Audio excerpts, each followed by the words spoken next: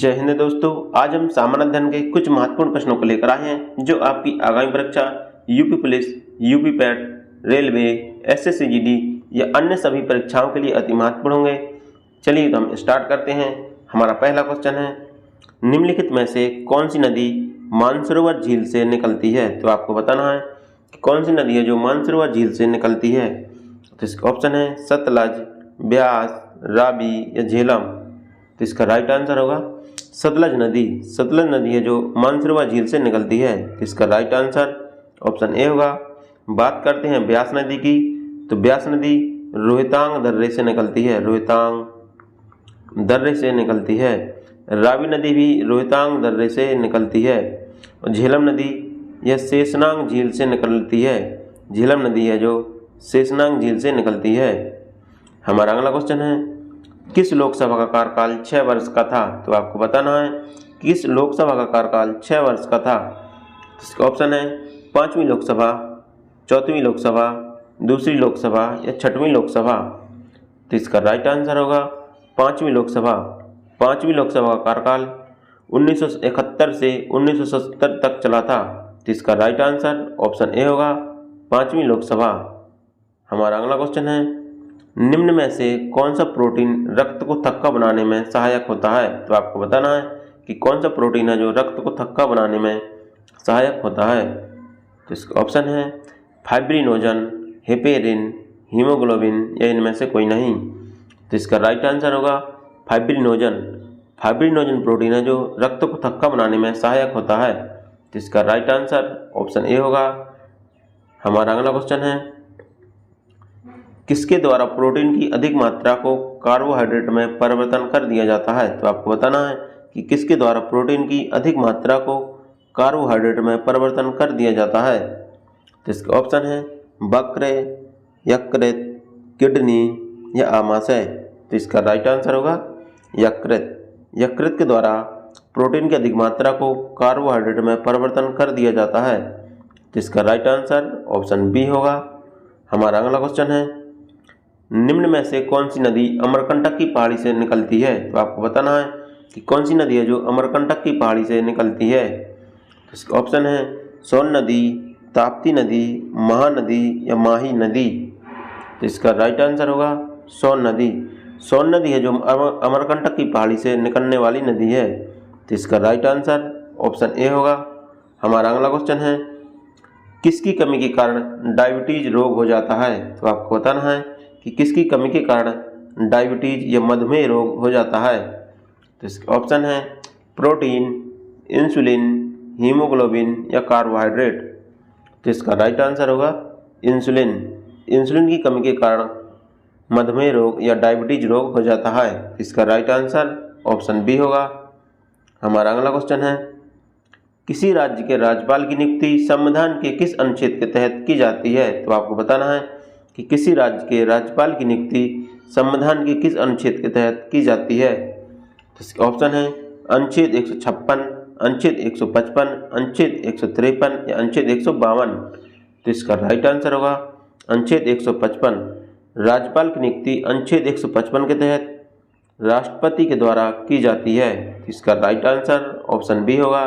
हमारा अगला क्वेश्चन है, निम्न में कौन सी नदी कृष्णा नदी की सहायक नदी है? तो आपको बताना है कि कौन सी नदी है जो कृष्णा नदी की सहायक नदी है। तो इसका ऑप्शन है तुंगभद्रा नदी, कावेरी नदी, साबरमती नदी या गोदावरी नदी।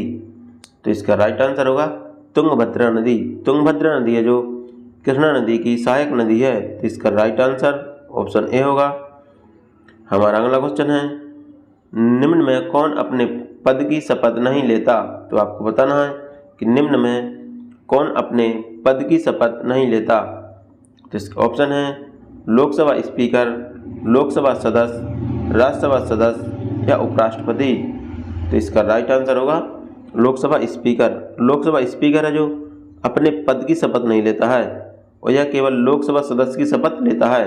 तो इसका राइट आंसर ऑप्शन ए होगा।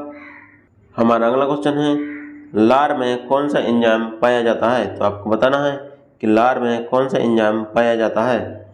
इसका ऑप्शन है पेप्सिन, ट्रिप्सिन, माल्टेज या टाइलिन। तो इसका राइट आंसर होगा टाइलिन। लार में टाइलिन एंजाइम पाया जाता है। इसका राइट आंसर ऑप्शन डी होगा। दोस्तों यदि बात करें पेप्सिन की, तो पेप्सिन एंजाइम जठर रस में पाया जाने वाला एंजाइम है। ट्रिप्सिन यह अग्न्याशयी रस में पाया जाने वाला एंजाइम है। हमारा अगला क्वेश्चन है, ब्रह्मपुत्र नदी को बांग्लादेश में किस नाम से जाना जाता है? तो आपको बताना है कि ब्रह्मपुत्र नदी को बांग्लादेश में किस नाम से जाना जाता है। तो इसका ऑप्शन है जमुना, गंगा, मेघना या भागीरथी। तो इसका राइट आंसर होगा जमुना। ब्रह्मपुत्र नदी को बांग्लादेश में जमुना के नाम से जाना जाता है। तो इसका राइट आंसर ऑप्शन ए होगा। यदि बात करें गंगा की, तो गंगा नदी को बांग्लादेश में पद्मा के नाम से जाना जाता है। दोस्तों गंगा नदी और ब्रह्मपुत्र नदी की संयुक्त धारा को मेघना कहा जाता है। हमारा अगला क्वेश्चन है, राज्यसभा में निश्चित सदस्यों की संख्या क्या है? तो आपको बताना है कि राज्यसभा में निश्चित सदस्यों की संख्या क्या है। तो इसका ऑप्शन है 400, 300, 250 या 550। तो इसका राइट आंसर होगा 250। राज्यसभा में निश्चित सदस्यों की संख्या 250 है। तो इसका राइट आंसर ऑप्शन सी होगा। दोस्तों राज्यसभा संसद का एक उच्च सदन है जिसका कार्यकाल 6 वर्ष का होता है। हमारा अगला क्वेश्चन है, बहमनी राज्य का संस्थापक कौन था? तो आपको बताना है कि बहमनी राज्य का संस्थापक कौन था। तो इसका ऑप्शन है बाबर, हसन गंगू, हरिहर बुक्का या इनमें से कोई नहीं। तो इसका राइट आंसर होगा हसन गंगू। बहमनी राज्य के संस्थापक हसन गंगू था। हसन गंगू ने 1347 ईस्वी में बहमनी राज्य की स्थापना की थी। तो इसका राइट आंसर ऑप्शन बी होगा। हमारा अगला क्वेश्चन है, पुरंदर की संधि किस वर्ष हुई थी? तो आपको बताना है कि पुरंदर की संधि किस वर्ष हुई थी। तो इसके ऑप्शन है 1775, 1776, 1780 या 1785। तो इसका राइट आंसर होगा 1776। 1776 में पुरंदर की संधि हुई थी। तो इसका राइट आंसर ऑप्शन बी होगा। हमारा अगला क्वेश्चन है, किस शासक को शाह-ए-खबर के नाम से जाना जाता था? तो आपको बताना है कि किस शासक को शाह-ए-खबर के नाम से जाना जाता था। तो इसका ऑप्शन है फारूक सियर, मुअज्जम, जहांदार शाह या मोहम्मद शाह। तो इसका राइट आंसर होगा मुअज्जम को शाह-ए-खबर के नाम से जाना जाता था। तो इसका राइट आंसर ऑप्शन बी होगा। दोस्तों यदि बात करें फारूक सियर की, तो फारूक सियर को घृणित कायर के नाम से जाना जाता था। जहांदार शाह को लंपट मूर्ख कहा जाता था। मोहम्मद शाह को रंगीला बादशाह कहा जाता था। हमारा अगला क्वेश्चन है, गंगा नदी को गंगा के नाम से कहाँ जाना जाता है? तो आपको बताना है कि गंगा नदी को गंगा के नाम से कहाँ जाना जाता है। तो इसका ऑप्शन है देवप्रयाग, रुद्रप्रयाग, विष्णुप्रयाग या प्रयागराज। तो इसका राइट आंसर होगा देवप्रयाग में गंगा नदी को गंगा के नाम से जाना जाता है। तो इसका राइट आंसर ऑप्शन ए होगा। दोस्तों देवप्रयाग में भागीरथी नदी और अलकनंदा नदी आपस में मिलती है, जिनकी संयुक्त धारा को गंगा के नाम से जाना जाता है। तो इसका राइट आंसर ऑप्शन ए होगा।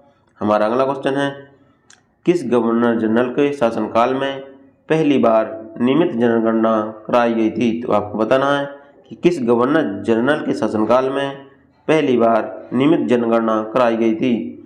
तो इसका ऑप्शन है लॉर्ड मायो, लॉर्ड कर्जन, लॉर्ड मिंटो या लॉर्ड रिपिन। तो इसका राइट आंसर होगा लॉर्ड रिपिन के शासनकाल में पहली बार नियमित जनगणना कराई गई थी। तो इसका राइट आंसर ऑप्शन डी होगा।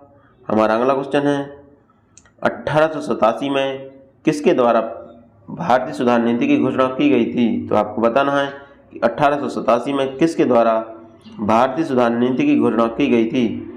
इसके ऑप्शन है सरदार वल्लभ भाई पटेल, दादा भाई नेहरू जी, फखरुद्दीन अली अहमद, जाकिर हुसैन। तो इसका राइट आंसर होगा दादा भाई नेहरू जी। दादा भाई नेहरू जी के द्वारा पहली बार भारतीय सुधार नीति की घोषणा की गई थी। तो इसका राइट आंसर ऑप्शन बी होगा। हमारा अगला क्वेश्चन है, अंग्रेजों को तिनकटिया पद्धति को समाप्त करना पड़ा था। तो आपको बताना है कि अंग्रेजों को तिनकटिया पद्धति को किस सत्याग्रह के बाद समाप्त करना पड़ा था। तो इसके ऑप्शन है बरदौली सत्याग्रह के कारण, चंपारण सत्याग्रह के कारण, भारत छोड़ो आंदोलन के कारण या सबने अवज्ञा आंदोलन के कारण। तो इसका राइट आंसर होगा चंपारण सत्याग्रह के कारण। चंपारण सत्याग्रह 1917 ईस्वी में बिहार चंपारण में हुआ था, जिसके कारण अंग्रेजों को तिनकटिया पद्धति को समाप्त करना पड़ा था। तो इसका राइट आंसर ऑप्शन बी होगा। हमारा अगला क्वेश्चन है, प्रतिवर्ष 13 फरवरी को महिला दिवस मनाया जाता है स्मृति में। तो आपको बताना है कि किसकी स्मृति में प्रतिवर्ष 13 फरवरी को महिला दिवस मनाया जाता है। तो इसके ऑप्शन है सरोजनी नायडू, विजया लक्ष्मी पंडित, मैडम भीकाजी कामा, ज्योतिबा फुले। तो इसका राइट आंसर होगा सरोजनी नायडू। सरोजनी नायडू की स्मृति में प्रतिवर्ष 13 फरवरी को महिला दिवस मनाया जाता है। तो इसका राइट आंसर ऑप्शन ए होगा।